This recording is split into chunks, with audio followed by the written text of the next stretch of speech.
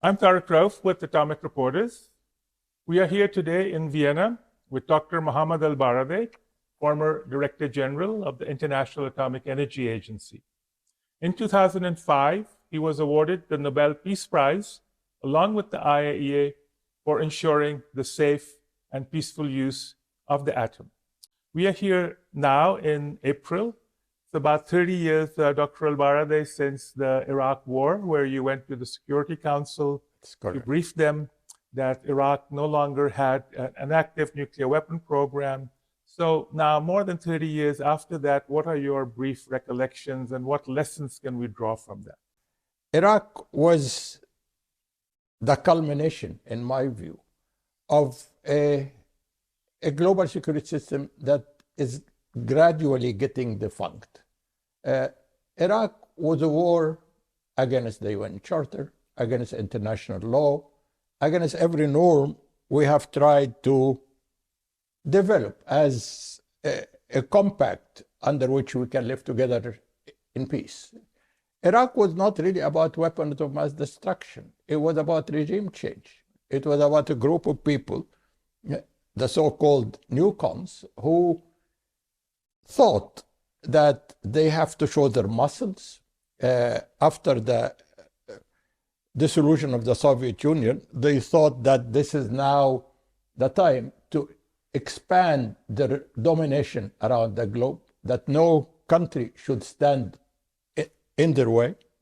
The unipolar moment. Sorry? The unipolar moment. Yeah. And the unipolar world. And after 9/11, they thought they need to flex their muscle. Unfortunately, they flex their muscle in the wrong direction because, as we have known, Iraq had nothing to do with the Al-Qaeda attack. Iraq, in fact, had no nuclear weapon. But this was a sort of rallying point for them, that let us say we are afraid of Iraq having a massive threat of nuclear and other weapons of mass destruction. They concocted this conspiracy theory. It was, to me, a great act of deception when you had Tony Blair saying that in 45 minutes, in 45 minutes, this dilapidated Iraq after 15 years almost of sanctions, and where everybody knew Iraq lost all the wherewithal to say that they can develop a chemical weapon in 45 minutes and attack a weapon of mass destruction. Well, all right. Then they sent to Iraq, they destroyed the country. They killed something between 700,000 to 1 million.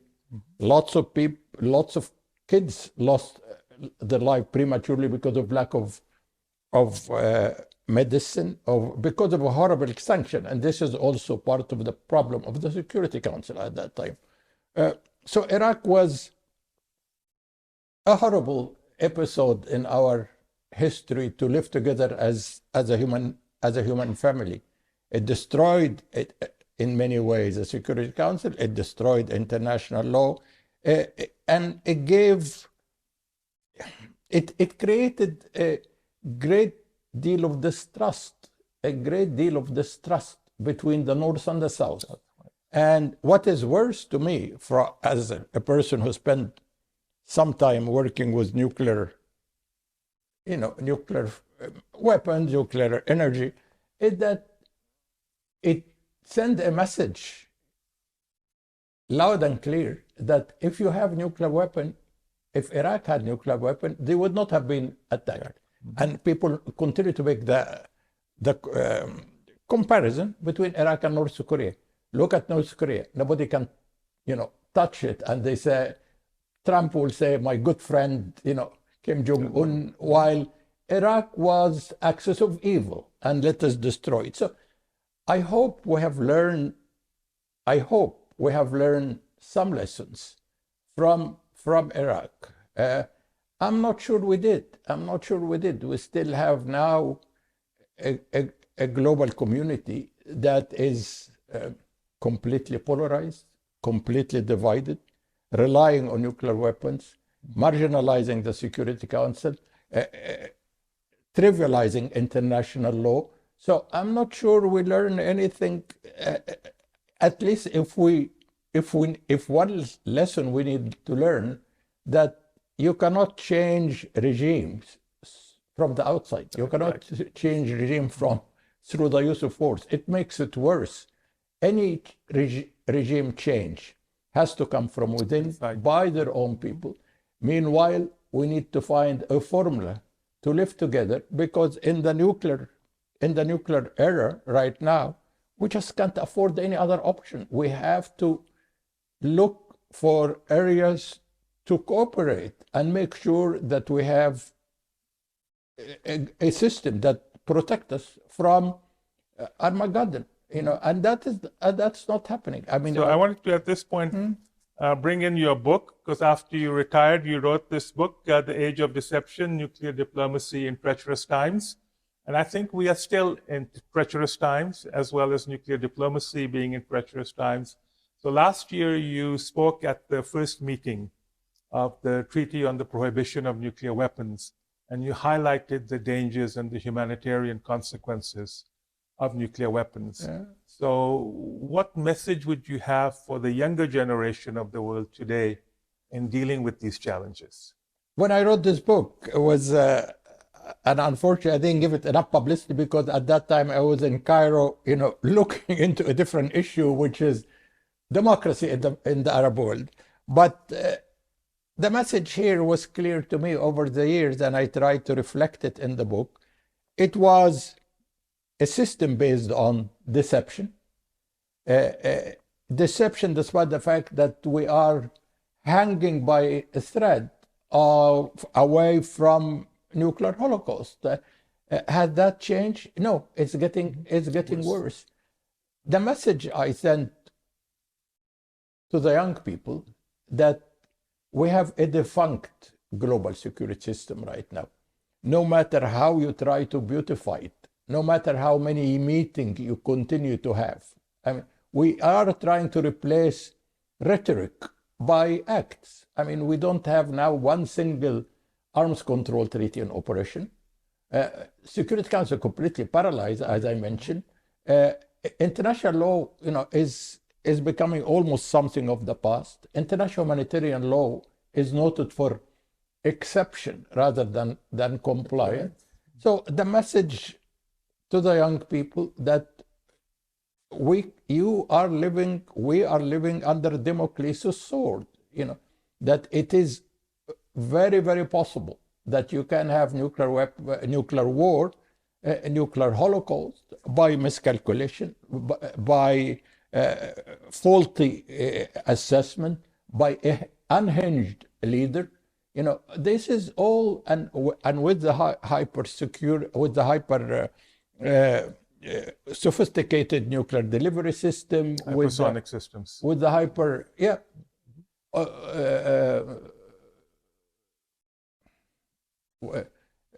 with the increased technology use, digital use, cyber security. Right. The hyper security is becoming a horrible thing, which is growing every day very, very fast. And I see every day now people saying that, I just read today Sam Nunn and Ernest Muniz piece in the Foreign Affairs, basically saying that the nuclear danger today much higher than any time since the Cold War. And this is not new.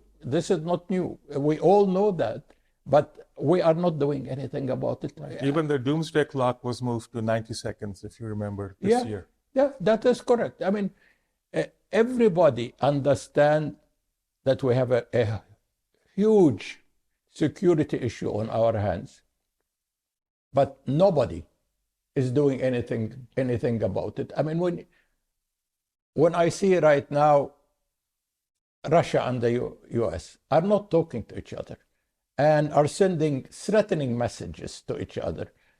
I'm going to defeat you, but I'm going to use nuclear weapon if you try to defeat me. And these are two countries with 90% of nuclear weapons. I can tell them, without getting into who is right and who is wrong, you owe it to us. the 8 billion people living in this world, you owe it to us that to make sure that we are not going to be annihilated by your nuclear weapons. Right now we have, an A list of countries and a B list of countries. An A list of countries, which is like more or less 39 40s, who are basically, at the end of the day, relying on nuclear weapons. But the irony, they are telling everybody else, they cannot have them. Touch nuclear weapons. Nuclear weapons are not good for you. But when people see today the narrative about nuclear weapons going around, the reckless way of using that language about nuclear, what message are you sending to anybody? If you really want to protect yourself, go and have nuclear weapons. And then we're talking about the nuclear non-proliferation treaty, which is eroding, in my view, every day. I mean, the Prohibition Treaty was the cry by the non-nuclear weapon state, the cry, it's like Munch painting, please, we need something else. Please, we need to eliminate nuclear weapon. But the reaction by the weapon states is combination of ignorance and arrogance, frankly. We are not interested. How about your commitment 50 years ago, under the NPT, that 50 years ago we said that system is not sustainable. Nobody should have nuclear weapon, but the weapon state should disarm. Are they disarming? They're going in the wrong direction. They are modernizing. They are expanding. They are using everything possible to be able to threaten the others. So my message is like what the young people have done in the climate change. Exactly. Yes. They need not rely on the so-called politicians. The politicians, and I'm sorry, I used to be one of them, failed you. They failed you royally. They failed you because they haven't done anything to enhance your security. And you have to stand up and say, we need a different system of security that is inclusive, that is equitable, and that does not in any way rely on nuclear weapons or weapon of mass destruction. So the situation, in brief, situation is dire, and we need to act completely different. So you mentioned this famous painting by Munch of the Cry, which you had hanging in your office.